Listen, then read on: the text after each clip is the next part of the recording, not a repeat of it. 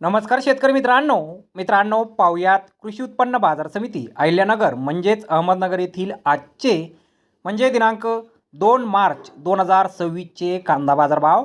मित्रांनो, आज अहिल्यानगर येथे लाल कांद्याचे एकूण 56,750 कांदा गोण्यांची आवक ही दाखल झाली होती। त्यामध्ये काही सुपर लॉटला 1,250 रुपयांपासून 1,325 रुपये क्विंटलपर्यंत बाजारभाव मिळाला आहे, तर एक नंबर क्वालिटीचा कांदा 900 रुपयांपासून 1,100 रुपये क्विंटलपर्यंत विकला आहे। 2 नंबर क्वालिटीचे कांदे 600 रुपयांपासून 900 रुपये क्विंटलपर्यंत विकलेत।